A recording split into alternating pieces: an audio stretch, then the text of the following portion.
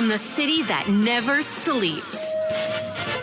17 miles from Madison Square Garden, New York City. It's America at Night with Rich Valdes, America's favorite late-night talk program, featuring interesting guests from around the world and calls from across America. And now, here is your host, Rich Valdes. Hey, Dom Giordano sitting in for Rich again to round out the week. And last night we told you about all the money that President Trump had raised in the wake of the verdict. New York Post just reporting it's up to $53 million. Not bad, huh? Well, we have an all-star lineup tonight, people, to talk about the fallout from this. We've had dueling news conferences today. Representative Tom McClintock is a Republican from California, member of the House Judiciary Committee and Budget Committee. Congressman, welcome to America at Night. Thanks for joining us. Well, thanks for having me. Well, Judiciary Committee, I'm sure I've heard some various things we'll get into around what happened yesterday, but give me your overall sense. Since you chose to sit on that committee, you have some knowledge of the courts. What did you take away from what we've seen here, Tom McClintock? Well, obviously, this is the latest step in bringing the full power of the government to intervene in our elections. It began years ago when under the Obama administration, they turned the IRS against the Tea Party. I still know a lot of Tea Party activists who won't go near politics now because they're scared to death of an audit. Mm-hmm. And then we had the full force of the FBI, the Department of Justice, and the intelligence agency used to validate what we now know is a complete concoction by the Clinton campaign that Trump was somehow colluding with the Russians, and they abused those powers for years. But this takes things to a whole new level, actually bringing the criminal justice system to be used against a former president of the United States, the leading candidate for election to the presidency, on the most specious and novel grounds imaginable. I'm reminded of that the last scene in Tora, the film about the bombing of Pearl Harbor.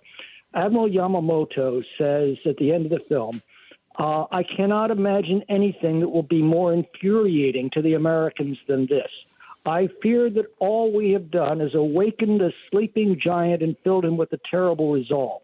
And I think the Democrats are about to find that out for themselves. The outrage that I'm seeing, not just in my district, but I'm hearing all across the country, is unprecedented, and rightly so, because this is the centerpiece of America.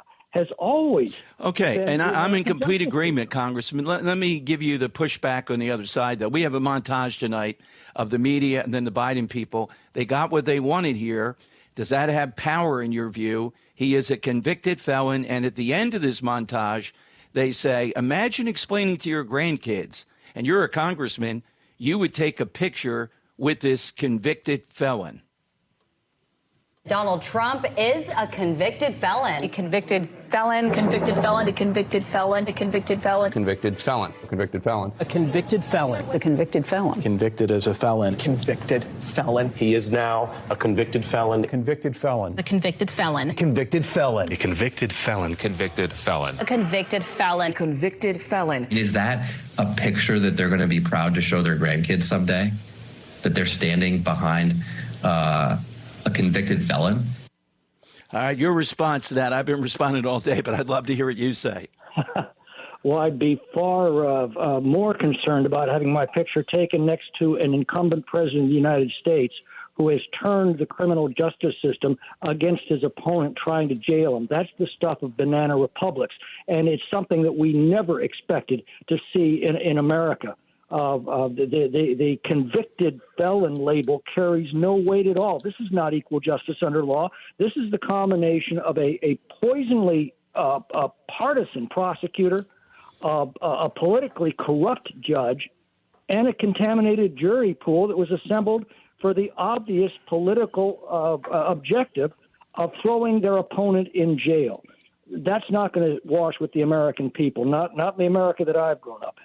Now, Congressman, Judiciary Committee, Judge Marchand, is there any attempt to try to ask him to testify? What's the Judiciary Committee going to do around this? What's your sense? What can be done? Well, there are two things. First of all, I'm looking at developing a law that simply says that any person under color of authority who causes criminal charges to be brought against a candidate for federal office with the intent of obstructing his candidacy would be guilty of a felony, punishable by no less than 10 or more than 40 years in prison. That is a law that obviously can't be retroactively applied, but at least could stop future Juan Merchan's from the kind of despicable conduct that we've seen from him from the bench. But I think also what we need to do is look at all of the ties between the Biden administration and all of these charges that were brought against Donald Trump when he entered the race with the obvious intent of affecting the election. And that not only includes this case where Matthew Colangelo took leave as one of Biden's top 3 senior Justice Department officials in order to become a local prosecutor in New York in order to spearhead this case. We know that in the Atlanta criminal case, this cartoonishly partisan district attorney who hired her boyfriend to bring an entirely novel case against President Trump, which essentially criminalizes challenging an election result, which is a right as old as democracy itself. We know that her boyfriend prosecutor met with the White House counsel about this case before filing these charges. And, of course, then you have the federal case where Jack Smith, who has a long history of prosecutorial misconduct, was handpicked by the Biden administration to go after Trump on, again, utterly specious and novel grounds. All of those ties back to the White House, and I think we need to reveal that to the American people. Absolutely. I don't know. You're closer to it, but I would tell you this. As much as Merrick Garland is often in on these things, I thought I've seen over the last number of months, Garland doesn't seem to be the principal figure. It's other figures through the White House, and even though he's the Attorney General, he does not seem to have the same fervor to engage in this stuff. Am I wrong? Do you have a sense of that? No, I think you're right. I think he's a very weak puppet. We found the same thing with the Mueller investigation. He was supposed to be this amazingly able prosecutor and investigator. It turned out he was being led by the nose by a partisan coterie within the Department of Justice. That may very well be the case, but we do need to drill into this, find out who is responsible for this obvious abuse of justice, and to identify the ties back to the White House. Again, the image of a president using his authorities throughout the justice system to put his opponent in jail is something that can never be tolerated in a free society, because if it is, it's no longer a free society. Yeah, I agree with you. And I hope that you're right, too, that whatever they gain with people that are now saying in polling they may not vote for Trump, they're less likely because of what's happened here. The outrage that's out there and the metric I use, $53 million raised already, a lot of it, people who have never contributed before, apparently. Well, I'll tell you, I was a DeSantis supporter. I will now fight to the death for Donald Trump. I believe that his election now is absolutely essential to save our country from the destruction of its most fundamental institutions. Absolutely. Congressman, an honor to have you tonight. Hope I speak with you again. Thank you for joining America at Night. Thanks for having me. Congressman Tom McClintock here. You heard him say he was a DeSantis guy and how much in this fight he is for President Trump. I got several angles today of what has happened since we spoke last night. Coming up, we're going to talk with the Heritage Foundation in a little bit because they are the ones planning a second Trump administration to avoid the pitfalls, deep state and all that type of stuff of the first. But I know they have a lot to say, too, since we've had a little chance to digest it since the white hot fire of last night. Imagine $53 million plus, New York Post reporting, has been raised. And we're only on the cusp of it this weekend. You could see $60, $70 million raised here. That's not chump change, even in races like this. All right, phone lines to get in, though. That's what I want you to do right now. We're coming to you at 833-482-5337. Tom Giordano sitting in for Rich Valdes. This is America at Night with Rich Valdes. Call now, 833-4VALDES. That's 833-482-5337. 833-4VALDES. That's Valdes with an S.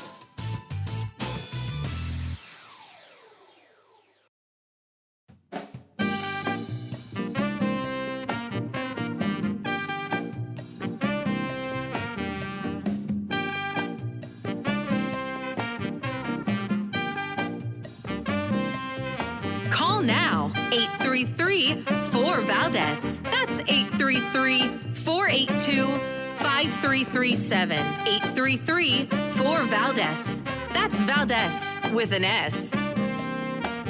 If they can do this to me, they can do this to anyone.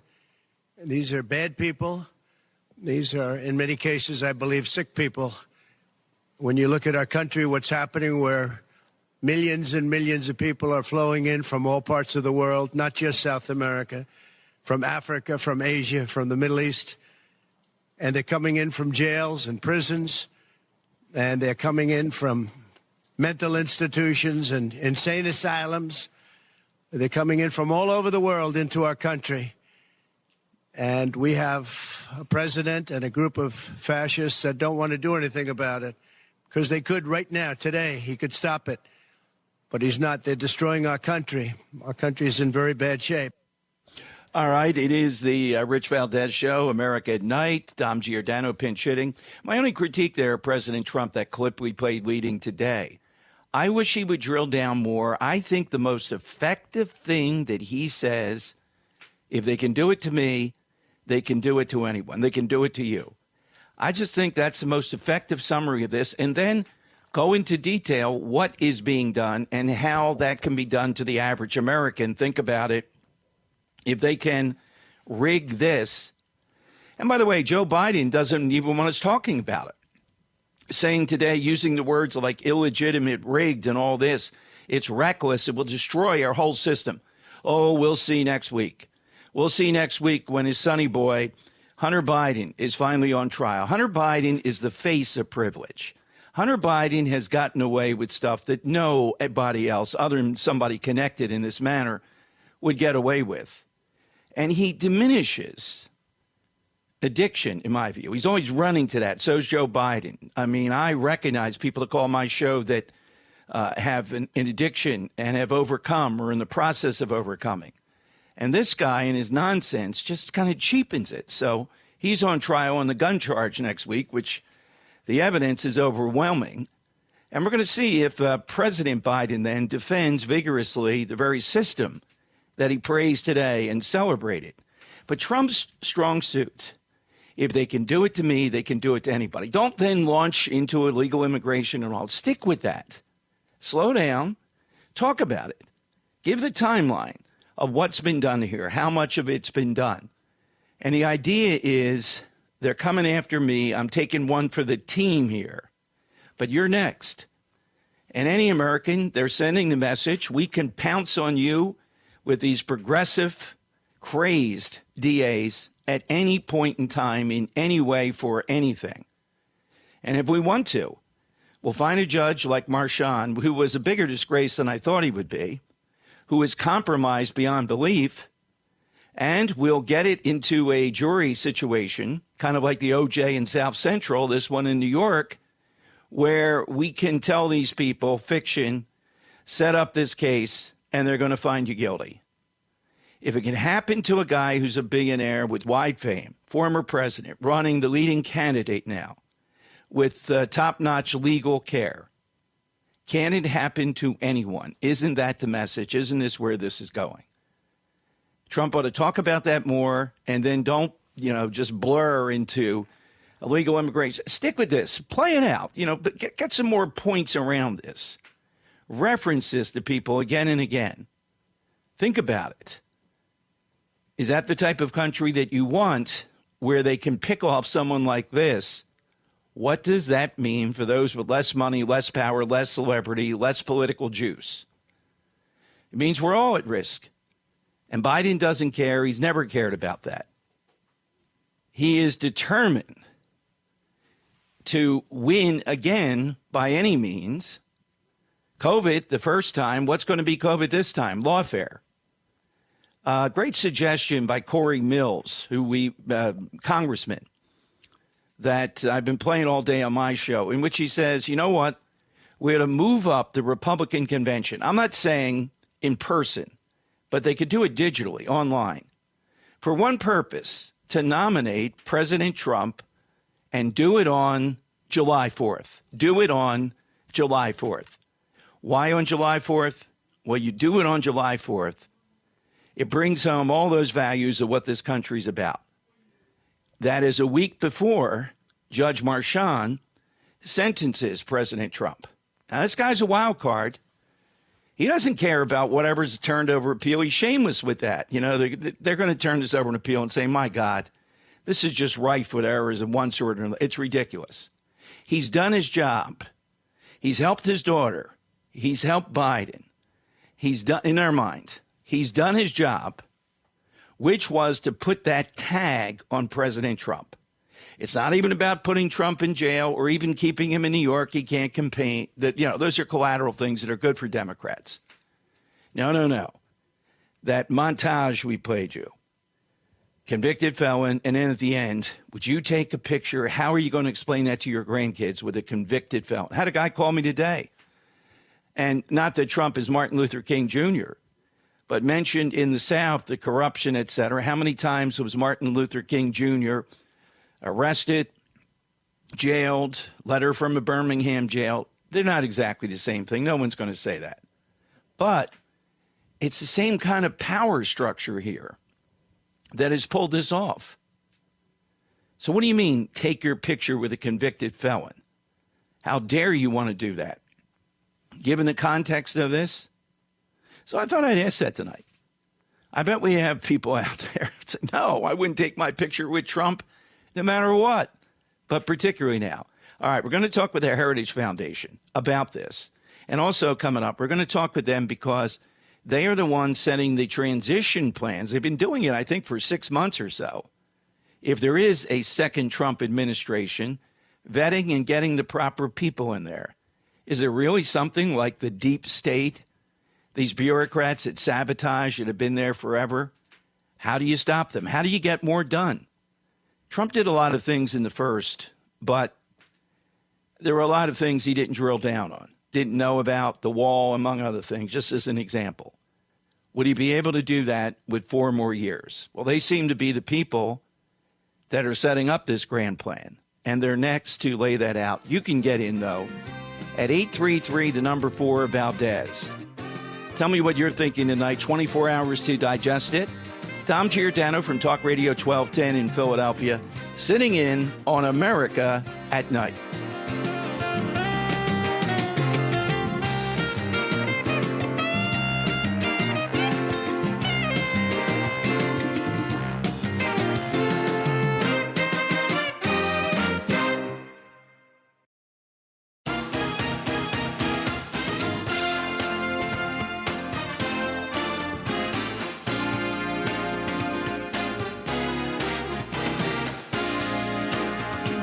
I want to listen to you, Rich, all the time. America at Night with Rich Valdes. Hey, welcome in, everyone. The hits continue with Tom Giordano sitting in for Rich tonight. Paul Dans is director of the 2025 Presidential Transition Project at the Heritage Foundation and former chief of staff at the U.S. Office of Personnel Management under the Trump administration. Maybe more importantly, though, 20 years of experience as a lawyer in New York. He's got to know where all the bodies are buried there. Maybe not, given Alvin Bragg and what's going on here. Hey, Paul, welcome to America at Night. Thanks for joining us. Hey, Dom. Great to be with you. So before we get to this transition, and I have a lot of things, I'm so glad we intersected with you on that, because that's under fire, as you know, like it's mysterious or something, to have a great second term. Paul, with the 20 years of experience in New York, we're into new territory. Have you ever seen anything like Alvin Bragg? Here in Philadelphia, I've never seen anything like Larry Krasner, who is probably the smartest of these and the worst of these progressive attorneys. But when this guy ran, it seems pretty clear he more than just suggested his mission was not to fight crime, but to get Donald Trump. No, it's disturbing to say the least. You know, we've never really seen it on this level, but there have been signs that this was coming. Certainly, you know, somebody who's worked in and out of those court systems in state and federal court. This is a special breed of progressive attorneys now who are all about ends justify the means, and they're ready to tear anything down to get to their end. And that's destroying our institutions, whether they're going to burn down a city to get, you know, Biden elected in 2020, and now they'll burn down, you know, essentially the judicial system to try to get him reelected in 2024. Yeah, but, and we knew Bragg coming in, but the mechanism couldn't stop Marchand from being there and recusing himself. He did the Bannon thing. He did another Trump thing. There's no way these things are just random. What can be done to stop this menace, this Judge Marchand? And they probably have 3 or 4 other people like this who are willfully going to distort the justice system. Yeah, well, it's lawfare you have to confront in a different way. And I worked on a huge case called Chevron Ecuador, Yes. which was, you know, I was the one who came up with the idea that ultimately pulled the thread that undid this massive $27 billion fraud against the company. And what happened there was progressive attorneys had basically gone and purchased the judicial system down in Ecuador. So you couldn't really defend the case in Ecuador. You had to do what's called a collateral attack.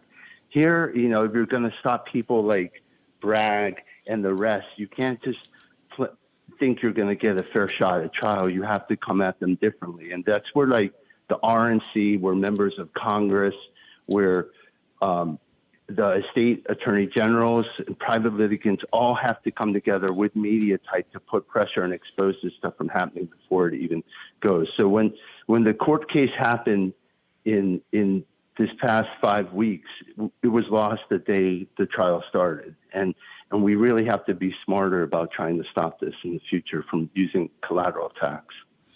Do you feel, though, look, I get it, to look in the mirror at night, the jury can say, hey, we voted on what was given to us. But we do have jury nullification. We do have common sense. I can't let these jurors off the hook either, that they're leaving at 4:30. Suddenly they pivot and they say all 34 counts. I can't let them off the hook. They just had to follow blindly what Marchand said. So is it illegal for, say, the Trump people to mention what I did, that you don't have to follow this? I know that would cause an uproar. What are your thoughts as that as a tactic? Well, you know, one, I not was only a litigator in these courts. I sat on 2 of those criminal juries, actually at 100 Center Street in that very courthouse. So I've been on both sides of it. And, you know, I've seen the best with the fellow jurors, but I've also seen the tendency people have to cave. And in my particular case, believe it or not, I was a holdout juror. But I can tell you, as a conservative in New York City, we are number one, way, way, way outnumbered. I mean, the city votes 95% Democrat. Like, I used to go to the polls, right? And you could get a ticket for the Democrat ballot or the Republican ballot, the primary. I'd show up and they'd just hand you a ticket, number 300. And you say, no, I'm actually here for the Republican primary. And they're like, okay, no problem. And they'd hand you a green ticket. Yeah, well, Paul, I'm in Philadelphia, and I like the kid. The machine creaks when I vote on the Republican side. It needs to be oiled, you know? So I feel your pain. Our last Republican... But you think about that's the jury pool they're drawing from, right? Our last Republican mayor was alive for 3 years while Billy the Kid roamed the earth. Think about that. So you've had Giuliani at least, you know? Yeah, the reality is there's a lot of solid New Yorkers. My family literally grew up in the shadows of that courthouse. And, the people who built that city are still there kind of suffering, albeit in a minority. So I hope one day, Donald Trump's going to wade us across the shores of the Hudson in a kind of I shall return manner of MacArthur taking the Philippines, because we need the Empire State back.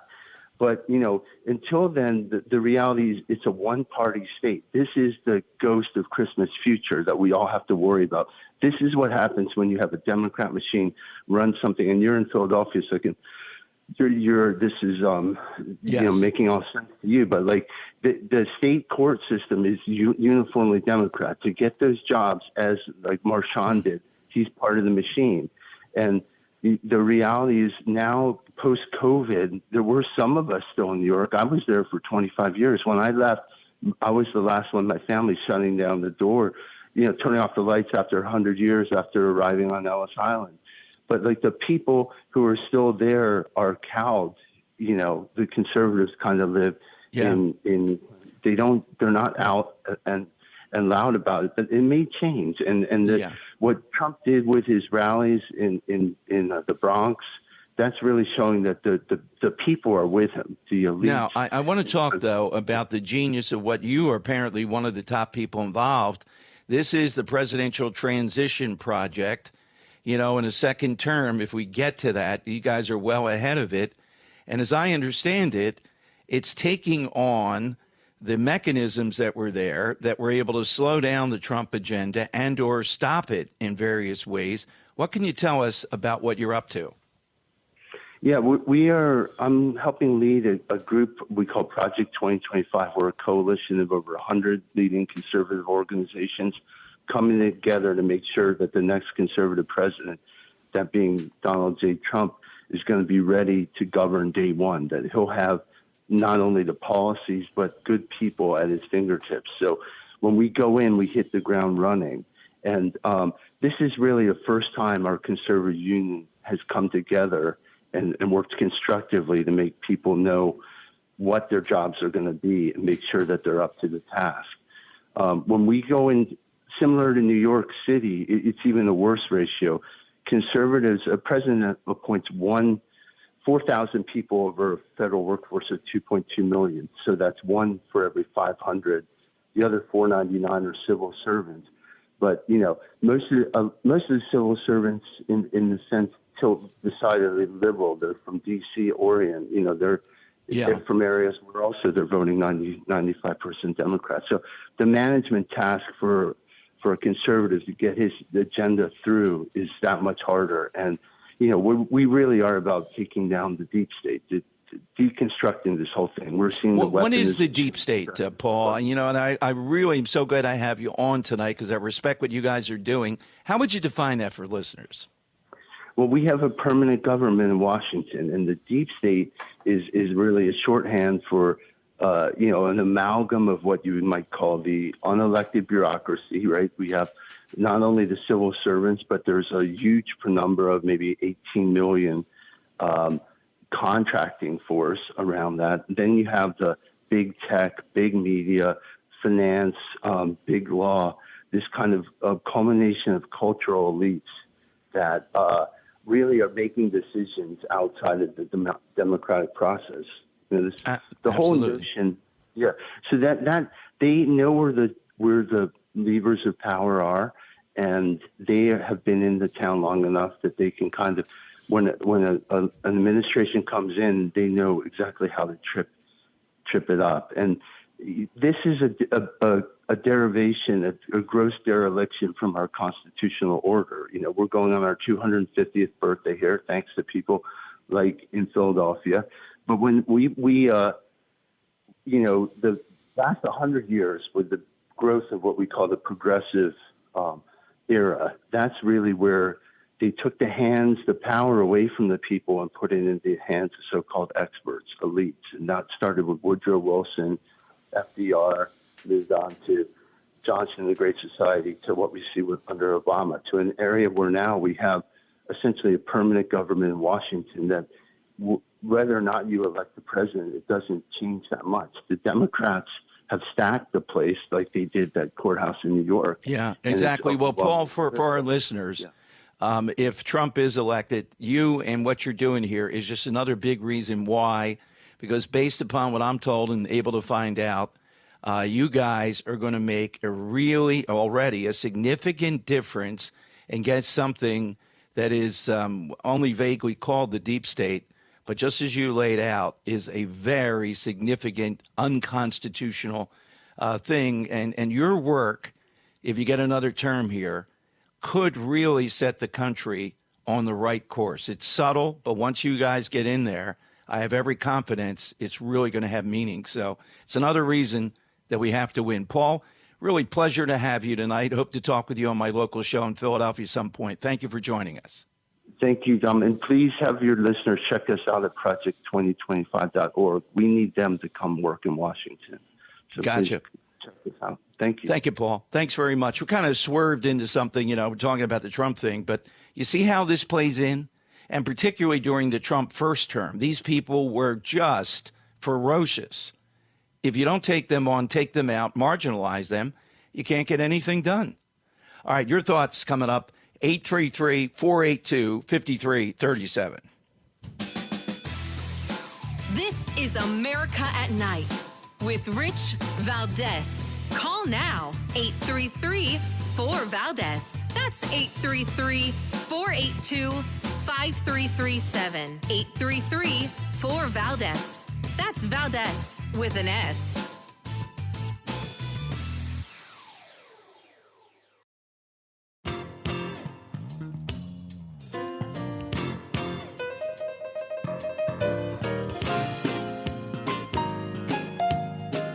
This is America at Night with Rich Valdes. Hey, it's Tom Giordano sitting in for Rich. 833, the number 4, Valdes. We put a lot of stuff out there. Two great guests. Would love to hear from you. Politico's got a big piece up about something that we talked about with one or two attorneys this week. This verdict yesterday, what does that do in the other cases? And one of the attorneys we had on said it emboldens the judge in Washington in the so-called insurrection case. So tonight we see that Jack Smith, the prosecutor, has refiled for another gag order in that case, trying to gag Trump in that case. And the fear is that this judge is going to institute some kind of preliminary probing in that trial. Now, it seems to be she can't do that until the end of June.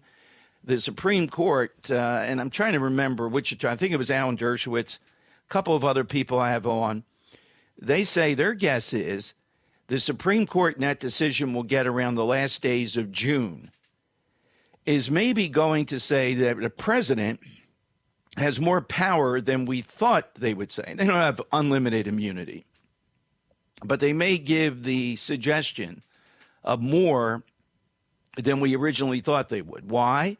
They're looking at this and they're saying maybe a president needs some more protection given what we've seen with a former president convicted in this manner.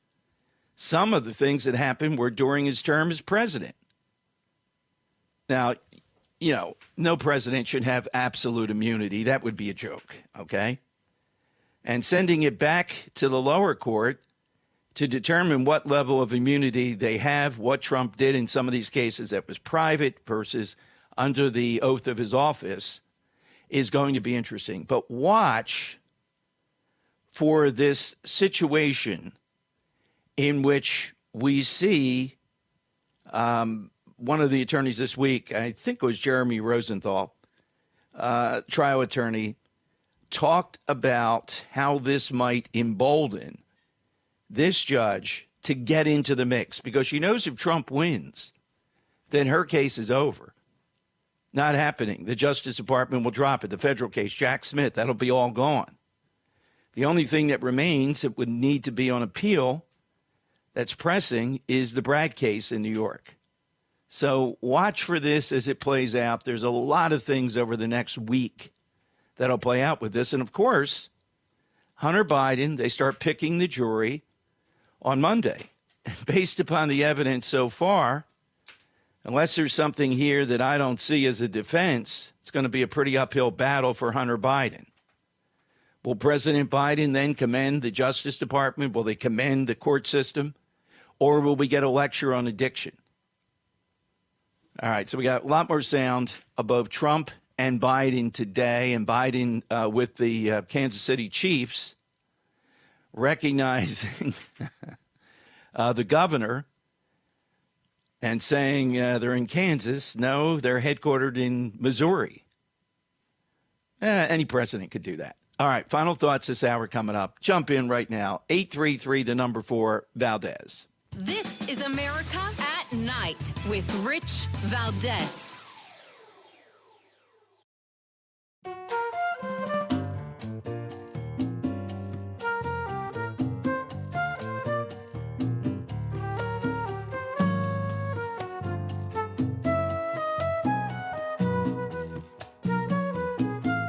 America at Night with Rich Valdes. It certainly is with Dom Giordano rounding out the week, pinch hitting for Rich. You get to me at 833-482-5337. Love to know how you're feeling 24 hours in. We had two great guests. And Paul Dans, you have to understand what this project's about. They're hooked up with Trump. They realize that Trump's greatest skill is not drilling down on these things.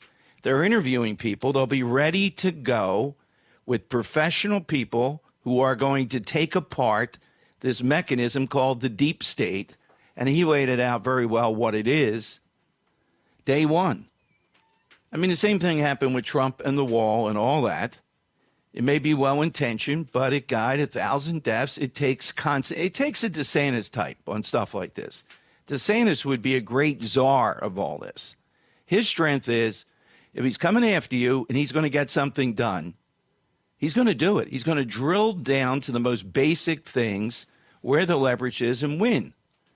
Now, whether he has the personal charisma to spark that type of thing that people are ever going to rally to him to be the presidential nominee, it doesn't look that way with the first time around, but we'll see. We'll see if he learned anything from it and if the time is right for him. I think he would be a good VP choice. Not so sure that he would take it. This week, I've really moved up on Byron Donalds as a potential VP choice. Really, the interviews I've done with him, they popped. I think he'd be great. I don't think it's going to be Nikki Haley after autographing bombs in Israel, among other things. What a week. Tulsi Gabbard, you're not hearing quite as much on that. Still a possibility. You never know with Trump. How about that idea, though? Nominate Trump on July 4th. You don't have to, everybody doesn't have to go to Milwaukee. You could do it online. You can convene the convention. You could just for that purpose. And you can redo it in person. But the idea is to send a message to Judge Marchand and everybody else on July 4th. This is our guy. This is the nominee. Officially, we're not changing this. And we're pushing back on all this stuff.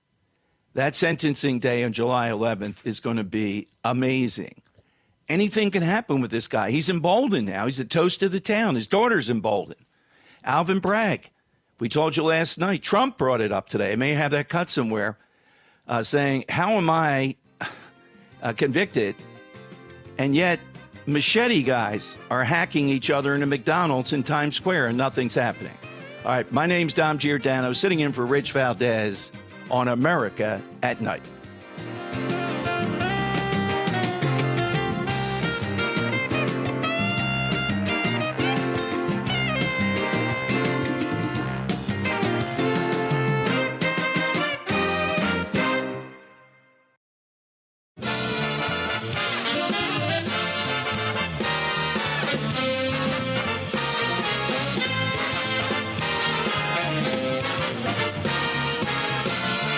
Live from the city that never sleeps.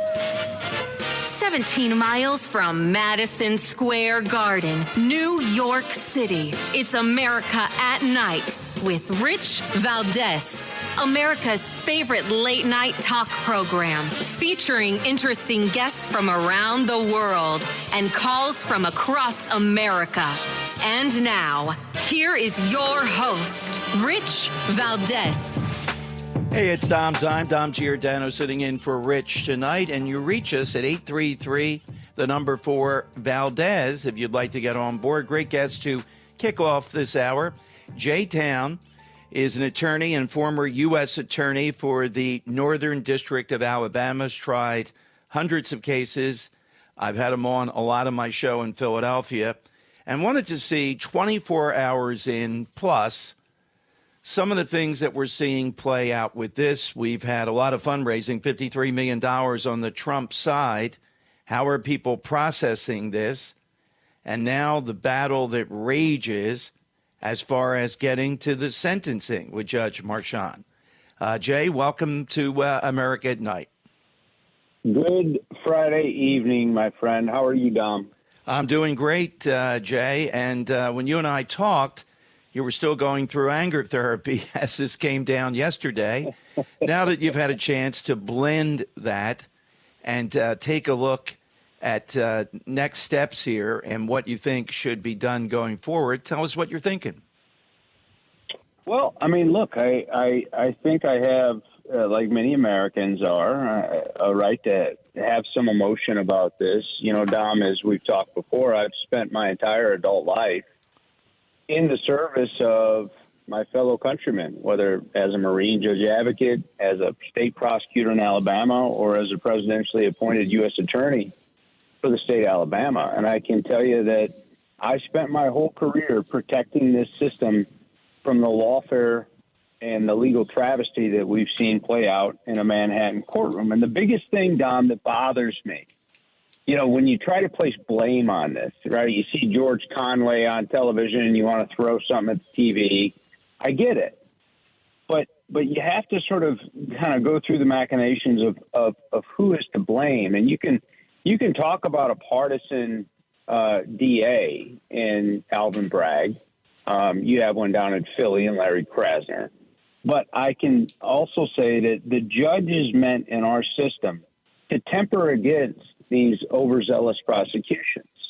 And this particular judge, Juan Marchand, was nothing more and really nothing less than an enabler of a flawed legal theory with flawed evidence and flawed facts, but allowed all of these salacious details, all this inadmissible evidence into the trial, and then gave poor instructions to the jury. So the jury really didn't have a choice but to convict based on the law as they were read to it by the judge. Hey, Jay, let me ask you, though, jury nullification is there. You know, what can an attorney do to, I guess that's out of bounds to ever utter that. I only knew about it when I started talk radio. To your point, they can go home now and say, I only followed the judge's instructions. Do you think they had no sense, though, they could say, no, this is all illegitimate, this doesn't make sense to me? No, I don't believe that at all. I mean, they get to have common sense. There's two lawyers on the jury. Right. And there's no doubt in my mind, you know, look, this breakneck pace that Judge Marchand put this trial through, cramming 2 weeks of testimony into a 6-week trial, is absurd. And these people had a week off between the final witness and closing arguments and Memorial Day weekend in between. And you don't think they had a conversation with anybody? Not one of those jurors had a conversation with one person. And those opinions bleed over into that deliberation room. And you can bet that the Trump team is going to be asking in the upcoming months during their appeal. Because if one of them did have a conversation about this case prior to deliberation and their verdict, it's juror misconduct, and that case bounces on that and that alone. Now, there's 48 other reasons, Dom, why this case comes back on appeal. Even Alvin Bragg concedes that. Even CNN and MSNBC concede that. But they got what they wanted. Let me ask you this. Is this just, we could make the argument, Jay, I guess, this is just a perfect storm. You have a judge that has no dignity, doesn't care. He's going to lose on appeal, almost certainly. But his mission to help his daughter and to get that around Trump's neck, convicted felon. Doesn't have to be jailed. That's all that we need. And then, of course, Bragg, who ran on getting Donald Trump. Mm-hmm. Yep. Or is it an indicator? See, I'm not so sure. I mean, we want to stifle this, obviously, but I'm not so sure they can do this that easily. John Edwards didn't work. Not that they were doing it, but it didn't work on a similar thing. Right. So do you Governor think, Virginia though, they didn't work? Right. Go ahead. Same thing. Jack Smith did a very similar thing with the governor of Virginia. You mentioned the former vice presidential candidate, and also, you see what's going on with Fani Willis in Georgia, and the Mueller investigation. Anytime you see Andrew Weissman on MSNBC, just know that he was the linchpin behind that Mueller investigation. And what did they get? Some low-level people, right? They went after Trump. This has been going on since 2016 to get Trump because they hate the guy, because they knew that he would break up the establishment inside of Washington, D.C., and they just hate him. And so they all watched his TV show until he decided to run for president, right. And then we have to have Hillary in, or we're going to cry. Can you imagine crying because Hillary Clinton is not going to be president of the United States? Well, and this again, to me, several people said it today, but I thought it too, and I wonder if you do. This is election denial, which they accuse Trump people of. They're still denying that Trump won in 2016. The argument is, if we had known about Stormy Daniels, he definitely wouldn't have won. How did he beat Hillary anyhow? It must have been the Russians. Yeah, and they're still denying George Bush won in 2000 and in 2004. Yes. It's quite astonishing when you look at the hypocrisy here. But I will say this: let's not be hypocrites ourselves. And I tweeted this out at J-Town, Alabama, for those who would like to give me a follow. That what we should do is win in November. We don't need to go on a revenge tour. We don't need to find our enemies and prosecute all of them. That's not what we do. We have to be better than this if we're never going to see this again, or we do turn into Venezuela. We do turn into Chile, but Jay, to that point, I hope, well, of course, that we win in November, that you have a prominent face, and that one of the things you would be tasked with or help with is figuring out mechanisms to at least give us a fighting chance to blunt some of the stuff. There have to be laws, there have to be restrictions, there have to be things either on the book that can be amplified a bit to prevent this and to send a message. There's going to be a cost if you try to do this again. Yeah, I think that there has to be what we call interlocutory appeals, which an interlocutory appeal is an appeal before the case is over. That's really all it is. And when you see things where your Sixth Amendment or Fifth Amendment rights are being violated during the course of the trial, for instance, I don't know what I'm charged with, Your Honor. I don't know what crimes you are trying to prove, state of New York. And you're going to continue on with the trial. I can't defend against that. And I have a Fifth and Sixth Amendment right to do that. And I can't plan a defense if I don't know what I'm defending against. Those are the types of federal laws that we could go straight to a district court, a federal court, and say, look, they have to give me, it's called the rule of lenity. They have to give me notice or these constitutional rights. I shouldn't have to defend them after I'm railroaded through a trial in Manhattan, just so that it can be overturned 7 months later, probably next February in 2025, when it doesn't matter. The damage is done. His constitutional rights have already been violated. He's been humiliated, and he did nothing wrong. That's my opinion. He did nothing wrong, but I also follow the facts and the law of this case. And I can't see how anyone got past a beyond a reasonable doubt that there's even a false records entry, much less Trump caused it. There's just no direct evidence or even circumstantial evidence of that. You have to make assumption after inference to even get there. But when you get the law read to you by Judge Merchan, and it's essentially whatever you want to be against the law was against the law. Let me know if you have any questions, ladies and gentlemen. Yeah, 55 pages to say that, yeah. An hour and 40 minutes. And then 3 hours later, they wanted it read back again. That's how confusing it was. And again, this is why I don't think we can blame the jury, even though, yeah, they knew. They know exactly what they're doing. One of them is going to write a book in 6 months, right? But at the same time, there had to be one person on that jury that just thought to themselves, this isn't right. Yeah, but the pressure, again, I can excuse for that. The pressure those attorneys couldn't possibly be a ringleader saying this is all wrong because they're still in practice in Manhattan. Well, and that might be true. I hope that's not true for their sake. I was in the Marines for 12 years, and I saw demonstrations of courage that I didn't think men were capable of. And I've spent my time around Medal of Honor recipients and Purple Heart recipients and Silver Star winners, and I can tell you they've done remarkable things, just regular guys. Right. But regular guys can have courage. They just have to find the mettle to do it. And I just, I'm astonished. I still am astonished, but due process isn't over yet. This is one court. This isn't all the courts. Look, if the $58 million that Trump has raised in 58 hours means anything, a lot of people feel maybe the way you and I do, Dom. Absolutely. Jay, have a great weekend. Again, it continues with you. I'm just, that's a silver lining that we got to know you and want to continue that on whatever you're doing or talking about. I feel like there might be more to talk about in the next 6 months, Don. I think so. Thank you, Jay, very much. Take care. Good night, America. Good night. Good night, New York. Good night. Good night. What a guy. It was silver lining that we started to line him up in Philadelphia, and I can't get enough of hearing where we are now with this. And where we are is to get your reaction. 833, the number 4, Valdes, with Dom Giordano sitting in for Rich tonight. 833-482-5337. They got what they wanted here. I can't excuse the jurors, though. And if you're not heard of the doctrine of jury nullification, it means the jury can nullify what this judge is saying there. They have the power to do that. If you've been listening to talk radio over the years, Mark Levin, people like that, you probably have heard that. It's true.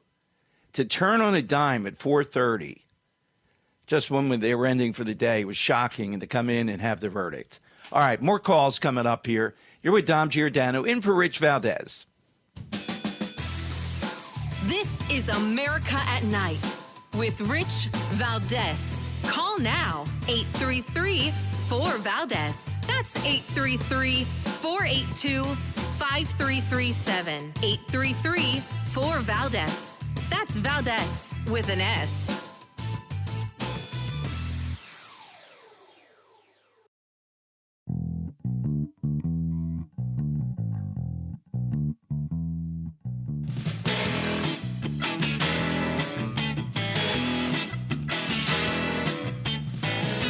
America at Night with Rich Valdes. As far as the trial itself, it was very unfair. We weren't allowed to use our election expert under any circumstances. You saw what happened to some of the witnesses that were on our side. They were literally crucified by this man who looks like an angel, but he's really a devil. He looks so nice and soft. People say, oh, he seems like such a nice man. No, unless you saw him in action. And you saw that with a certain witness that went through hell. And when we wanted to do things, he wouldn't let us do those things. But when the government wanted something, they got everything. They got everything they wanted. All right. Juan Marchand, the devil, here today. President Trump in Trump Tower. Let's go to the callers with Dom Giordano, 833-482-5337. Let's go to Michael in Lewis, Delaware, listening online. Hey, Michael. Hey, Dom. Thanks for taking the call.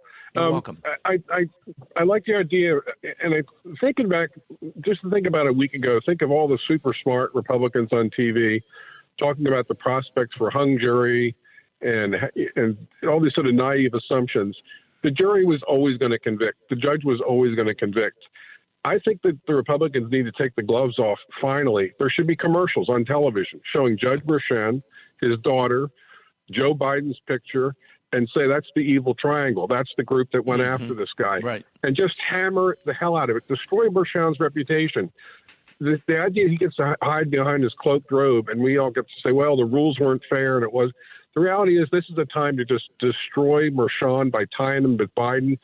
Biden's sneering smile today on stage, would have been beautiful. Put right next to Marchand. And Well, say, sure, they have that. Biden. You're exactly right. Not being able to find his way off, but doing that sneering smile about that it's worked. And Michael, to your point, it takes a special poison to make this work. You need the progressive DA. You need a jury pool of a place like New York. I have to admit, it surprised me a little bit. I thought there were going to be one or two people out of this. And then you need this Judge Marchand, who's been in 3 or 4 of these cases. He doesn't care about his legal work, that he's going to be overturned on appeal, which they usually dread. He had one thing in mind: get to the finish line, that Trump is a convicted felon. That's it. Nothing else matters. So thanks, Michael. Thank you very much. Look, they can take off the gloves in that manner. I agree with in the manner that he suggested. It's going to be fascinating, though. Who would have thunk it? In this coming week, we have the Hunter Biden trial. On Monday, they start picking juries. And it's going to be very interesting to see what President Biden says. The thing that has people the most angry today, the day after, is Biden telling us how reckless it is to say this was illegitimate. You're undermining faith in the jury system. Oh, give us a break. You're going to get people harmed by saying this. No one's threatening anybody, nor should they. But we are saying this was clearly this axis of evil. Bragg running on this. Next up, Judge Marchand explicitly put him there to do this. And then a jury where all we needed was just a semblance of thought. Now, I'm not letting the jury off the hook, despite being in New York and everything else. I get it. Those 2 attorneys, it would have been very difficult. They said, no, this isn't right. We're holdouts. 1 might not have worked, but if you had 2, we would have seen a heck of a battle here. And in what universe would you not out of this jury pool? Is it they were just afraid if they are the ones that held out, and that came out. Their Bart man, remember that guy in Chicago that messed up the Cubs with the foul ball? They'd have to move. That would be it. Their life would be over. To turn on a dime to do something this important on the Thursday, though, is pretty remarkable. What should the response be? Now, this is a test. They got what they wanted, and you have to be realistic. They got what they wanted, convicted felon. You're going to see some people who might have voted for Trump or were considering it in the suburbs, in places like where I am in Philadelphia, say they can't. They can't vote for a felon now. Now, they were a weak vote for him, for Trump, but they might turn. All right, what do we get on the other side? And that has to be a ferocity of energy to be making sure that everyone you know votes and does it early and legally and mail-in ballot to bank those votes. All right, more coming up. Dom Giordano sitting in for Rich Valdes on America at Night.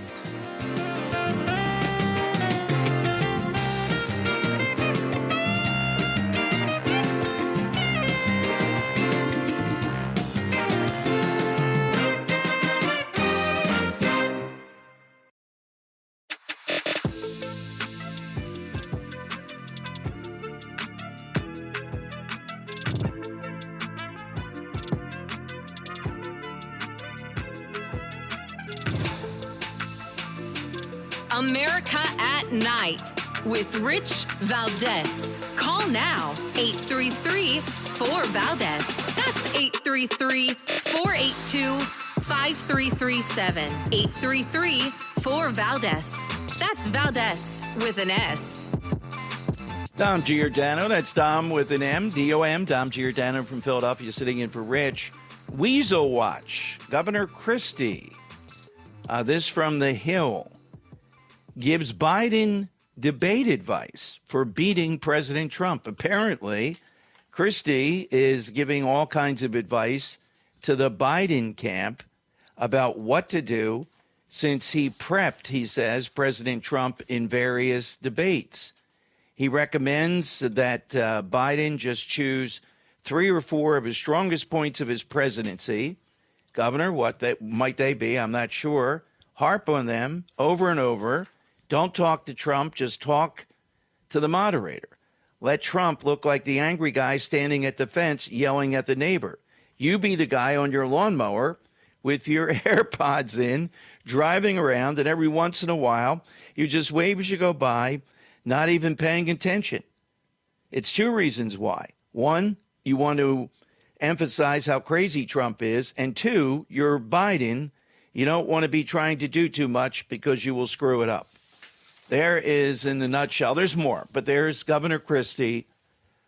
Boy, you talk about someone scorned and his antagonism toward President Trump now giving debate advice to Biden. I guess the question, are we actually going to have a debate? Well, I think that depends on the Biden side with how the polling looks. If Trump looks harmed by this, they might argue, no, we know that Joe will screw it up. He can't be there 90 minutes and do anything. So figure out a way. I'm not going to do this with a convicted felon, might be the argument. On the other hand, do they believe that Biden can bring this up and rub it in the nose of Trump about the convicted felon stuff? By that point, though, on June 27th, I think we might have or should have the Hunter Biden trial decision. And I'm sure Trump will bring that up because Biden is also involved with his son, Hunter Biden, Ukraine, China, all those things of one sort or another. So I'm still in the camp that thinks it's only 50-50 that we're actually going to see that debate. All right, let's go to Dan in Albany, New York, listening online to America at Night. Hello, Dan. Hey, how you doing? Good, Dan. So I just wanted to say, I've got 3 young white males that somewhat resemble me, and it's a sad day in America for those guys. And I don't even know what to say to them. But I wanted to say that, and I also wanted to say how President Trump is amazing. That guy is a machine. He's a total champion. Okay, well, thank you, Dan. You know, the young white males thing, I don't know where we're going, but okay, gotcha. Duly registered. Yeah, I know, but I don't know the racial component. I was waiting for the punchline here, and maybe I didn't want to hear it about that. So I apologize if I was suggesting something there, Dan. I'm sorry, but that's what I picked up. Inga, West Glacier, Montana, on KOFI. Inga, welcome to the America at Night show. Thank you. I think you guys are awesome. And I hope Byron will run with Trump. Yeah, I love Byron Donalds this week. That interview with him was most impressive, Inga. He's comfortable in his own skin. He was able to push back with the media very effectively.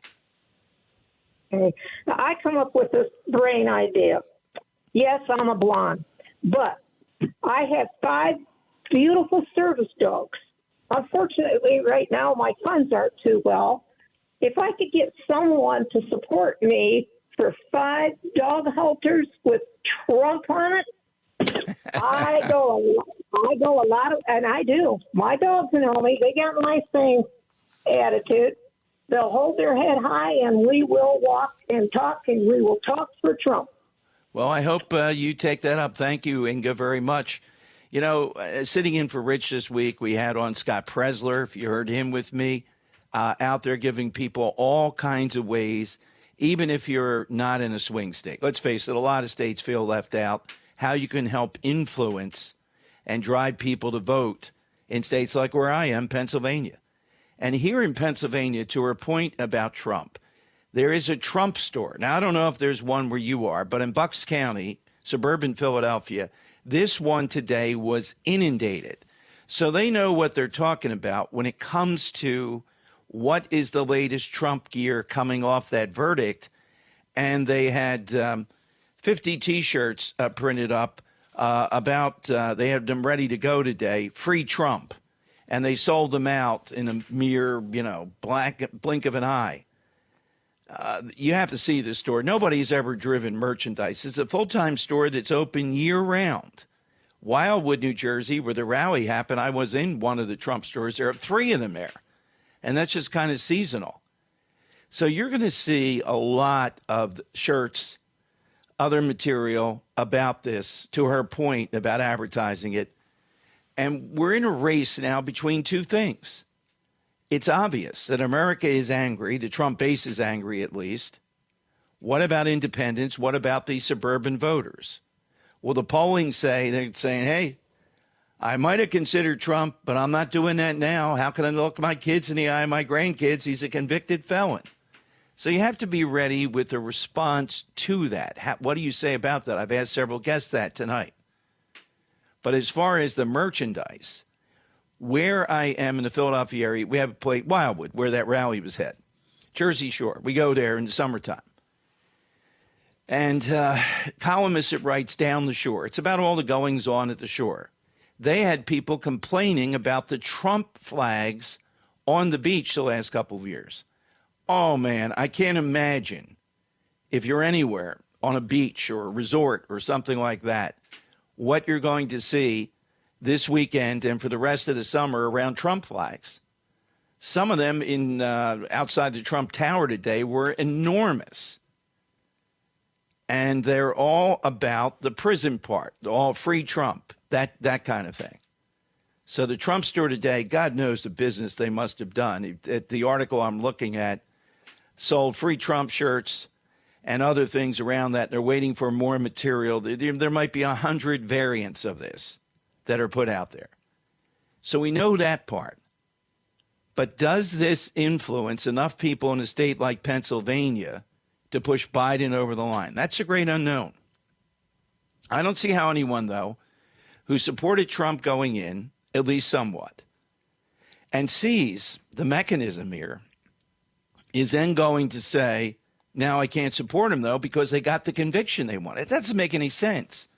Now, if you happen to think what they did was normal procedure from top to bottom, then okay, maybe then you think I can't support Trump anymore. But how many people deep down, the left, they don't care on this. They just wanted to get him to get that label to win. But any careful analysis, you got to say, look at all the things that went into this. How in the world would this happen to anybody else? It would not. Because this is not about punishment for a crime. It's not about jail time. It's about one thing, a label. That's all that they wanted, and they got it.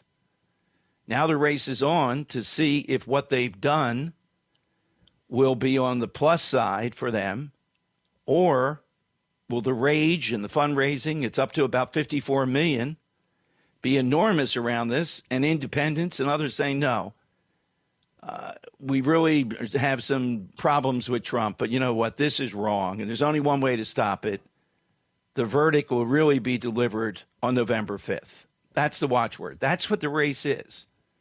And that means people, I believe, voting early in states where you can. It means mail-in balloting. That's effective. That can be monitored. And President Trump has to say that. I wish he had said it today. Where I am in Pennsylvania, Democrats have a staggering edge when we get to this. You're not going to overcome that on Election Day. Then you're going to get frustrated because there's all kinds of reasons why people don't show up on Election Day. Even though they want to, something happens. All right, phone lines. 833, the number 4, Valdes. Love to have you get on board.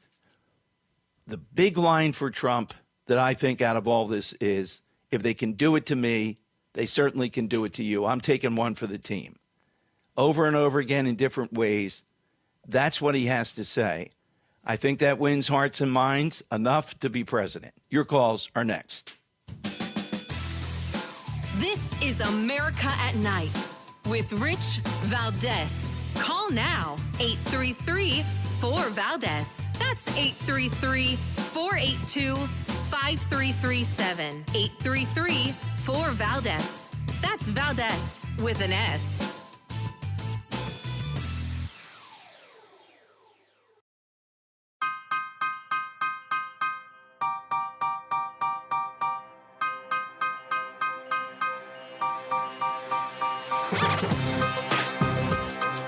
America at Night with Rich Valdes.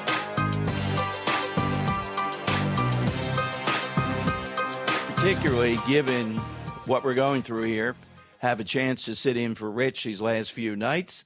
Coming to you on the phone, here is President Trump, though, explaining why he didn't falsify any records.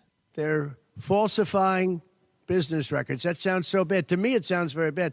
You know, it's only a misdemeanor, but to me, it sounds so bad. When they say falsifying business, that's a bad thing for me. I've never had that before. I'm falsifying. You know what falsifying business records is? In the first degree. They say falsifying business records. Sounds so good, right?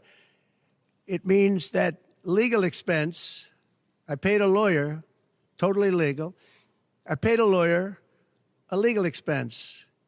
And a bookkeeper, without any knowledge from me, correctly marked it down in the books. A very professional woman, highly respected, she testified, marked it down in the books as a legal expense. So a legal expense, paid a lawyer, is a legal expense in the books. It's not sheetrock, construction, or any other thing. It's a legal expense. Think of that. This is what the falsification of business records were. And I said, what else are you going to call it? All right, that's some more President Trump. You're going to hear a lot more of that. The line today, though, I still think if they can do it to me, they can do it to you, they can do it to anybody. Again and again, and reminding that's a rallying cry. That means this is how corrupt it is. I'm taking one for the team. And the only thing that will give us a chance to turn this around, to stop it, is winning.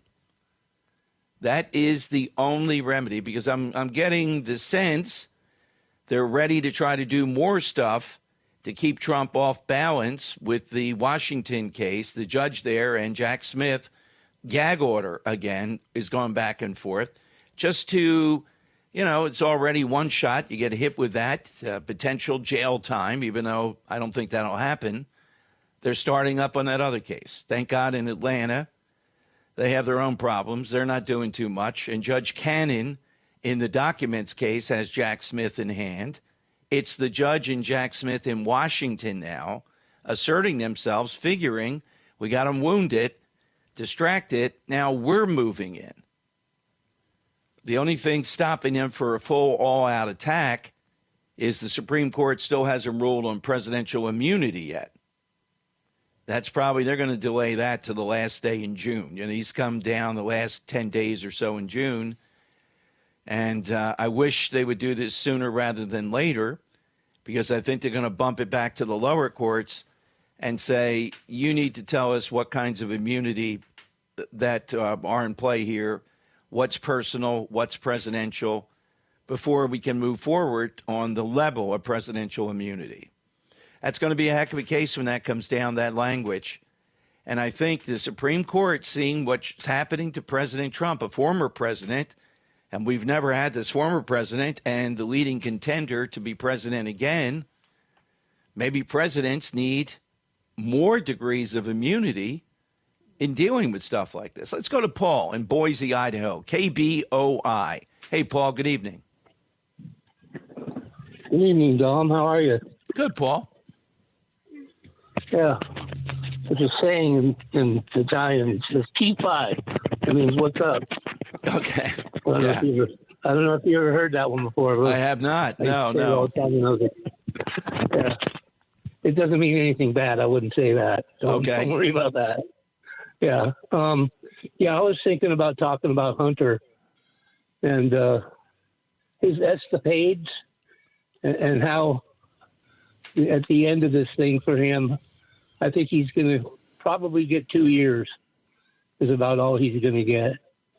But I'm pretty disgusted with him sitting on that chair with that desk in front of him and a microphone with the Capitol behind him and his attorney with him, Weiselberg or whatever his name was. Yeah. And we hear from people like Biden all the time about white privilege, white supremacy and all. Here's his son, who is the face of privilege, the shenanigans, just the women that he's been involved with and everything. And by the way, the woman in Mississippi that he had the child with is dropping her tell-all book at the convention, at the Democrat convention. So not that I'm enamored with her and what she's doing, but how in the world can we be lectured about civility by the Biden family?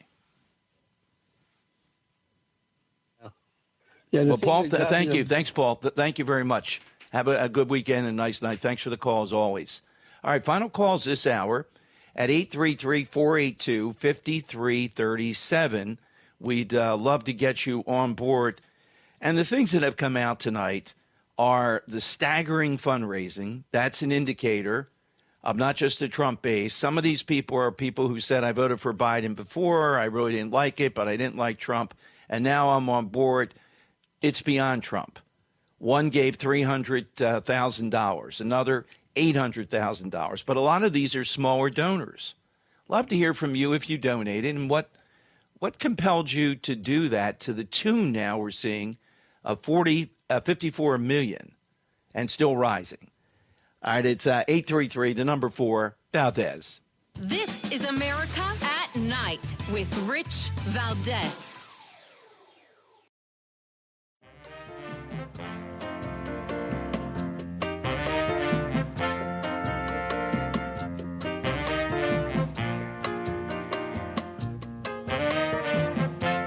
This is America at Night with Rich Valdes.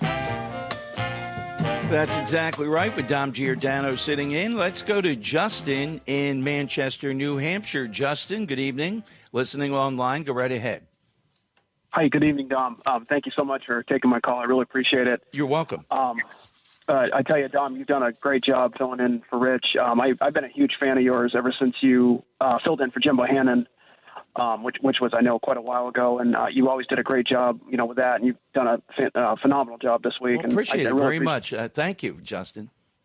Yeah, you're welcome. Yeah, no, I appreciate you, coming on here and speaking to all of us, those of us who love this country, and and you're a patriot, Dom, just like President Trump, and this conviction just it sickens me. It really does. I'm just as surprised as you are, and I'm sure most of the country, it's a shock. It really is, because I really believed it was going to be a hung jury. I thought the deliberations are going to be drawn out, and I didn't think he was going to be convicted. And but I believe he's going to get this overturned on appeal. I believe he has an extremely great chance of getting this overturned. This is almost a mortal lock. And to your point, it is shocking, because anybody that says, all right, Trump deserved it, he did it, but to say that this was that bulletproof, what happened here, that there wasn't reasonable doubt, a long process, Justin. It's shocking to me based upon everything that we know. Yeah, I mean, you want to talk about reasonable doubt. I mean, there is a massive amount of reasonable doubt. I mean, I followed this trial from beginning to end, and I know if I was on that jury, I would have been like, are you kidding me? I mean, is this a joke or what? What kind of trial was that? And yeah, I mean, you're right, Dom. The only way this is going to end is we need to elect President Trump and get Biden out. Have a great weekend, Justin. Thank you. I appreciate it very much, hearing what you said. All right, Hillary Clinton, Instagram, image of a coffee cup that says, turned out she was right about everything. Oh, man, they're piling it on. My name's Dom Giordano, sitting in for Rich Valdes on America at Night.